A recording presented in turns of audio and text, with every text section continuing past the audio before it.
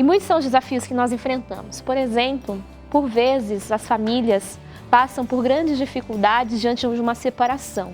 Se há filhos nessa separação, é necessário que se contemple os direitos dessa criança, independente da situação que tenha levado o pai e a mãe a se separar. Nós vamos conversar aqui no programa Vida Plena sobre guarda compartilhada, o que tem mudado com relação à lei, para que a gente compreenda, acima de tudo, da responsabilidade e dos direitos da criança com relação a essa temática. Estamos recebendo a doutora Andréia Antonassi aqui conosco. Doutora Andréia, muito obrigada pela presença, bom dia. Bom dia, Lê, obrigada pelo convite mais uma vez. Bom, a gente está falando sobre os direitos das crianças, também dos pais, das mães.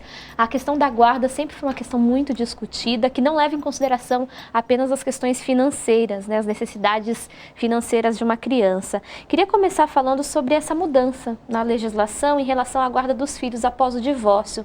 Até então, ela era uma guarda vista como unilateral, né? A mãe, normalmente, por vezes, né, ficava com essa criança, o pai pagava pensão. O que significa dizer que essa guarda se torna compartilhada?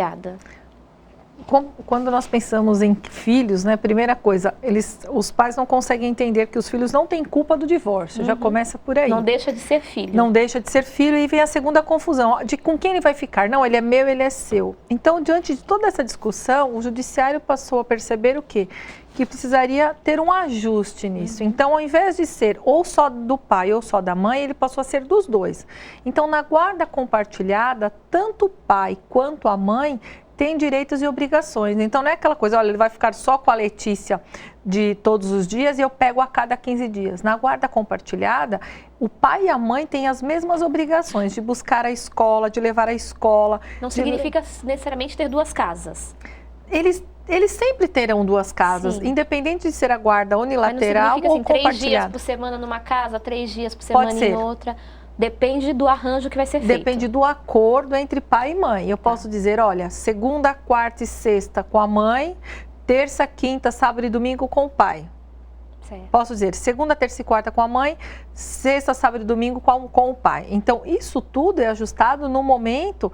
Aí você até esquece um pouco o divórcio, porque de repente eu não tenho um divórcio, mas eu tenho um filho para compartilhar. Sim. Ou seja, não é porque nosso relacionamento não deu mais certo que o filho é só meu ou o filho é só seu. Isso é importante e o judiciário tem levado em conta a questão do vínculo paterno, materno com essa criança, porque a questão da guarda compartilhada não é o direito do homem com relação à criança, né? Por vezes o pai tem essa guarda da criança, né? A criança fica mais tempo com o pai e a mãe tem o mesmo direito com relação a toda essa partilha. Sim, porque às vezes você coloca assim, de quem é o direito? Dos dois. Eu não pedi para... criança, não pedi para nascer. Inclusive. Ele vai ficar com quem? Com o pai ou com a mãe? Ele vai ficar com o pai e com a mãe. O que não pode é deixar essa criança no meio dessa confusão, desse fogo cruzado, porque muitas vezes acontece o quê? Alienação. Eu digo, olha, seu pai não presta, sua mãe não presta. E hoje eu também não penso mais só o pai e a mãe no relacionamento, como existe os novos casos de famílias, onde eu tenho mãe com mãe, o pai com o pai e o pai com a mãe.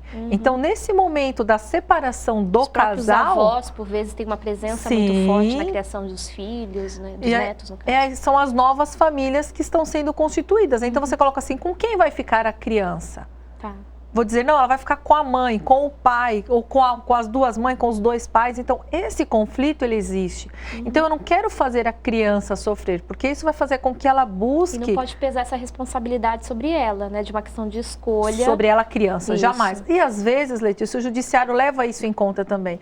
Quando você vê uma situação onde a criança ela está muito reprimida, quando você percebe que ela está triste. Então, dependendo da idade, o juiz pode chamar essa criança para conversar, ou até pedir para que ela tenha um atendimento social, ou seja, ela vai passar por um psicólogo, por uma assistente social para entender o que está acontecendo. Se há um caso de alienação, se realmente é uma questão desconhecida daquela família que precisa ser investigada. Né? Porque às vezes eles dizem assim, é muito comum isso no relacionamento homem com mulher. A mãe diz assim, não, porque o pai está abusando do filho. E de repente você vai ver, não é nada daquilo. Gente, inclusive, isso é um assunto que deve ser levado de extrema importância, né? A gente pode, de forma alguma, lidar com um assunto tão sério de forma irresponsável, né? Para ferir um outro. É triste, então mas isso acontece muito mais do que a gente imagina. Por isso que a gente, inclusive, conversa sobre estes assuntos, né? Aqui a gente sempre destaca que não deve-se existir assunto tabu. Os temas devem ser tratados de formas sérias, com responsabilidade, por isso a gente aborda esse tema e as pessoas se sentem à vontade, inclusive, de fazerem perguntas, como é o caso da Brenda Santana, da capital paulista, e ela ainda não está entendendo a diferença entre a guarda compartilhada e a guarda alternada. No que elas se diferem, doutora? A mesma coisa. É a mesma que coisa. Assim, quando você pensa em compartilhada, nós dois resolvemos, eu e você resolvemos tudo junto. Escola da criança, por exemplo. Para onde ele vai estudar? Eu digo assim, olha, eu quero que ele estude na escola A, você na B, A e B. Não, vamos, esse negócio do compartilhado é compartilhar tudo. Houve um problema na escola, quem vai resolver? Não é só a mãe ou só o pai. É aquele negócio, é como se a família ainda existisse, mas em lares separados. E nesse caso, o desfecho com relação à pensão, o que acontece? Ela precisa continuar sendo paga? Por quem que ela vai ser paga? Isso vai depender da decisão e daquilo que for acordado entre o pai e a mãe. Eu digo assim, olha, a guarda é compartilhada, mas os filhos vão ficar comigo. Então, a Andréia separa do Joãozinho e o João, nós temos 3 filhos. Os filhos vão ficar comigo de segunda a sexta, porque eu tenho esse tempo disponível, vamos colocar assim. Então, como as crianças vão passar mais tempo comigo, embora a guarda seja compartilhada, o Joãozinho terá que compartilhar de tudo comigo, nesse caso, ele paga a pensão. E qual será o valor? De repente, eu não estipulo um valor, eu digo assim, olha, eles vão estudar na escola X e você vai pagar a escola, você paga a escola das crianças e o convênio. O restante é responsabilidade minha. Então, mas tudo é acordado em juízo? Tudo isso é acordado em juízo. E existem casos, Letícia, que eu nem busco o juízo. Eu não preciso buscar a justiça. Eu faço aquele documento que o pessoal brinca de gaveta, onde eu faço uma pró-forma. Eu digo, olha, a minha obrigação é essa, a sua obrigação é essa. Tudo bem? Tudo bem, porque nós não somos casados, nós não temos um relacionamento estável, nós temos um filho em comum. Então, nós criamos as regras para o nosso filho, por quê? Porque nós temos uma relação saudável. Não deu certo, eu vou para o meu lado, você vai para o seu. Então, nesse caso, a criança ela não pode ser prejudicada. Então, às vezes a pessoa fala, eu preciso buscar o judiciário? Não, você pode ter um acordo. Se você entrar num acordo saudável, onde eu digo assim, olha, você vai fazer isso e eu vou fazer aquilo, e os dois partilham, não há problema algum. Agora, doutora, infelizmente, esse não é todos os casos, né? Não, o Paulo pelo contrário, Guimarães, ele é do Rio de Janeiro, ele está com essa dúvida. Ele diz assim, se os pais não conseguem entrar num acordo, eles não conseguem conversar, como que faz? A guarda compartilhada é considerada mesmo assim? Aí no caso o juiz, que se eles não têm um acordo, quem vai definir é o juiz. Eu digo, eu quero meu filho 3 vezes por semana, eu quero visitar a cada 15 dias. Você diz, não, o filho é meu, eu não vou te dar. Essa briga, ela existe. Aí nesse caso, o judiciário, ele vem como intermediador e ele obrigatoriamente vai definir isso, independente da Letícia e do Joãozinho gostarem ou não. Eu vou dizer, olha, o pai vai ter direito a isso e a mãe vai ter direito àquilo. Ah, mas ele não devolve no dia, ele não pega no dia. Espera aí. Nós temos um documento. Quando o pai tem que pegar? Hoje, uma coisa muito comum que está sendo adotada é o seguinte, o pai pega na sexta-feira, na saída da escola, e devolve na segunda na escola. Ou seja, eu não quero ver a sua mãe de forma alguma. Então, na sexta-feira, qual é o seu horário de saída? Às 18. Eu passo na escola, pego a criança, que horas ela entra na segunda? Às 8. Eu devolvo na escola. Gente, ainda assim, né? A gente fala mais uma vez, e aqui a nossa bandeira é sempre pela paz, pelo entendimento. É tão necessário, né? E exige da gente um pouquinho mais, claro, mas é tão importante para essa criança ver o pai e ver a mãe ali, né, acordados, conversando, dialogando. Ninguém precisa virar melhor amigo de infância, mas é necessário que haja respeito, que haja dignidade.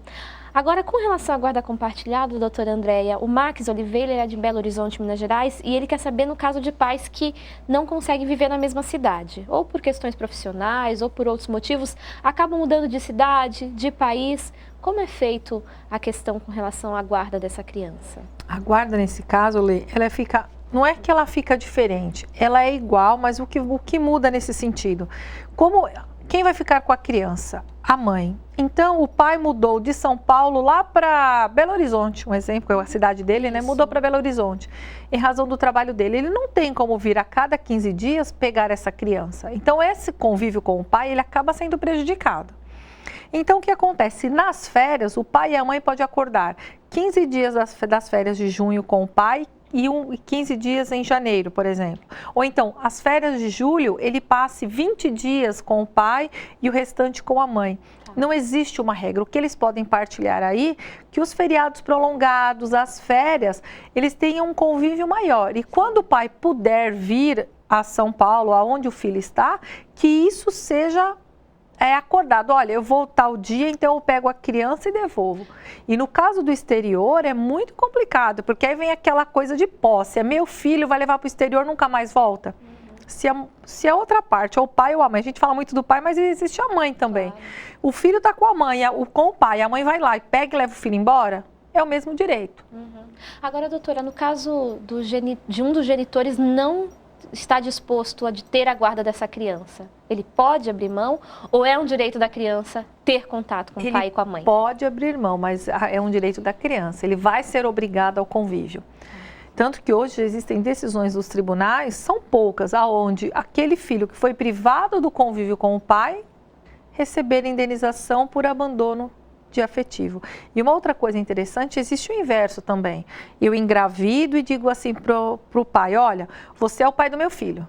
Perfeito. Então, eu digo assim, olha, eu vou assumir, mas depois o DNA. É feito o DNA, essa mulher vira um bicho.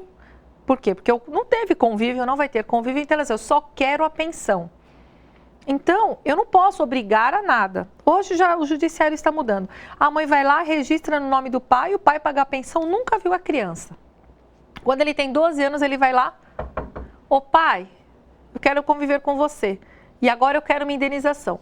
Quando o pai consegue comprovar que ele não teve esse convívio por impedimento da mãe, não por má vontade dele, mas por algum imprevisto ou por algo interposto, algo proposto pela outra parte, ele não tem que pagar essa indenização. Então, existem os dois lados, aquele onde ele é obrigado porque ele realmente abandonou o incapaz, ou seja, eu não quero sair daqui, eu não tenho filho, eu não queria filho com a sua mãe, ela que quis.